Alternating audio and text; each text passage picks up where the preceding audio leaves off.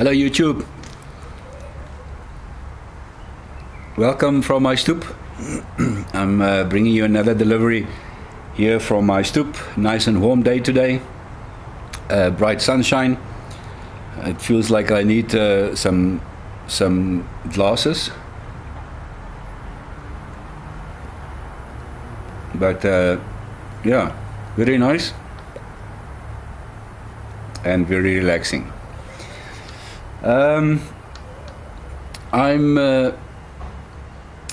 The postal office strike, as you might know, has ended a few weeks ago, but the backlog will obviously be take quite some time to get that out.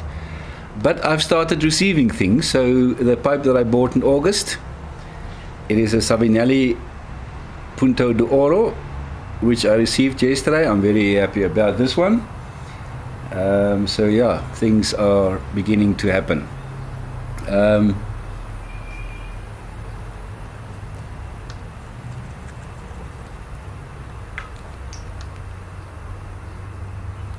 want to continue today on my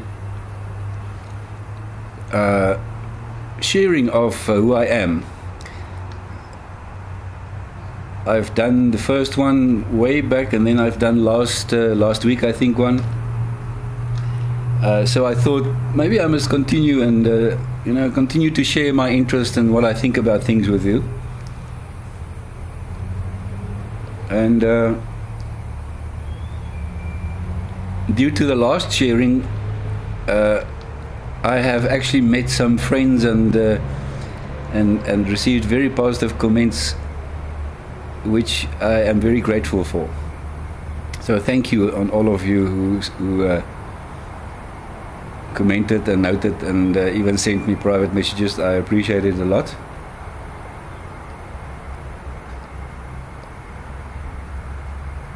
The thing I want to share with you today is one of my other interests, and that is philosophy.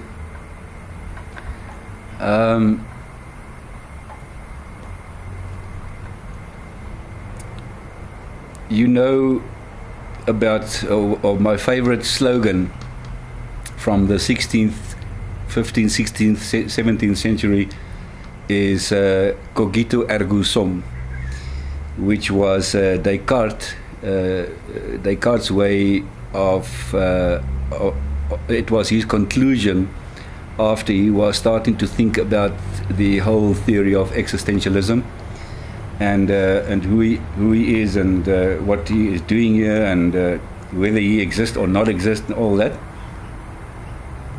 I think in 1637 he wrote this book, Discourse on Method, and his whole point was that his whole debate was the non-existence of all things. Come to think of it now, when we think back, it's kind of weird, no? But yeah. So his whole thing was the non-existence of all things, and remember in the time it was a explosion of knowledge and rational thinking and all that after thousands of years where people did not think because the church thought for them, and so one can understand maybe why these philosophies then just popped up one by the other. But so Descartes was struggling or was debating this thing of the non-existence, or then maybe put it another way, how do we prove the existence of things? And then he made this conclusion at one stage, which I like very much, which I would like to share with you. Because he says then, does it now follow that I too do not exist? No. If I convince myself of something, then I certainly existed. But there is a deceiver of supreme power and cunning who is deliberately and constantly deceiving me. In that base, I too undoubtedly exist. In that case, I too undoubtedly exist. If he is deceiving me, Let him deceive me as much as he can. He will never bring it about that I'm nothing so long as I think that I'm something. So what was nice of Descartes to me was his whole conclusion, where he said, the mere fact that I'm thinking that I do not exist already makes me exist. Does it make sense? Well, so yeah. And that's how he got to this Cogito Ergo Sum. Because he says, even if someone tried to deceive him, to tell him and to prove him that he does not exist, just the mere fact that he is thinking about it is proof that he actually do exist. Hy skryf ook, he goes further on by saying, the very act of doubting one's own existence serves as proof of the reality of one's own existence. So that's one of the philosophies of the older 16th century that I do like a lot. The reason why I'm quoting this to you is because I realized through my life that thinking, to me, and I've touched on it on my previous video also, is very, very important. I always tell my kids also, think about it. Don't let anyone tell you anything. Think about it. Work it out for yourself also. You know.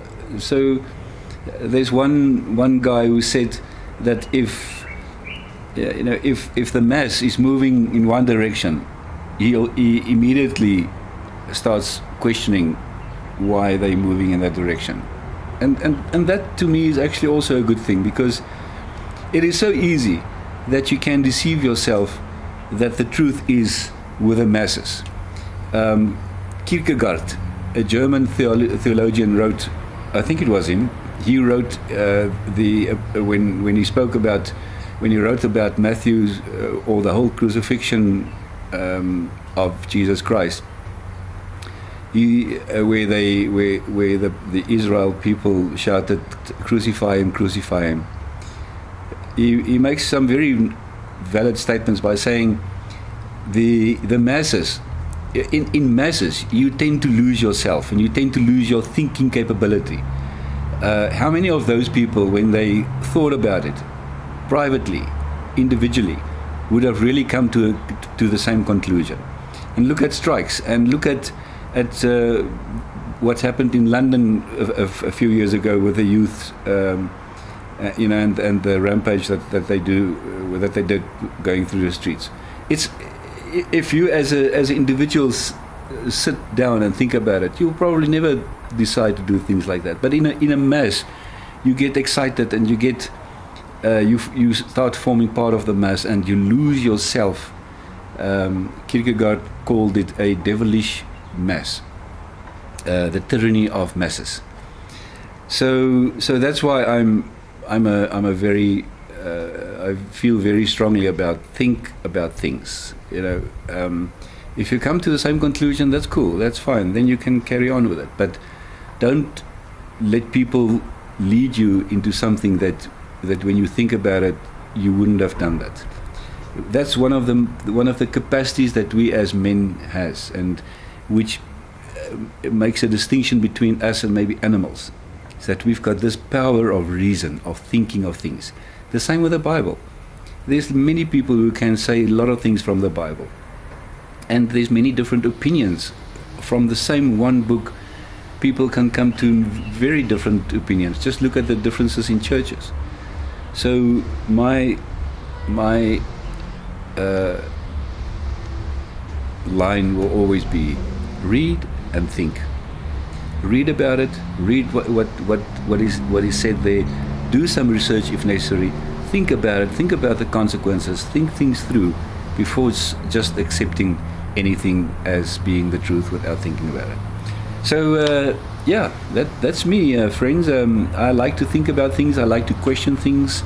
It sometimes irritates people, but I do like to question things, and because, you know, just through the questioning you come to a better understanding of why you do agree on that point.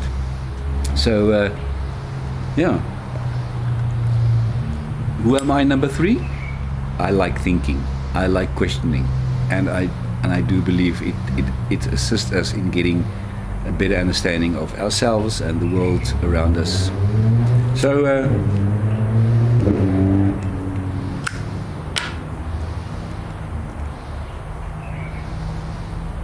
So on that note, I'm going to greet you. I was away for the week in Durban, and I wanted to make a video for you from my hotel room with a very nice view over the beach and the sea. But it was so busy with a seminar that we just couldn't. I just couldn't get time for that. But yeah, so thank you for watching, thank you for subscribing, and thank you for all your support. Enjoy your holiday season, and may God bless you through this Christmas time. Remember, it's not about Christmas or gifts, it's about Jesus Christ and what He did for us. So enjoy your Christmas time. Thank you for watching. Bye bye.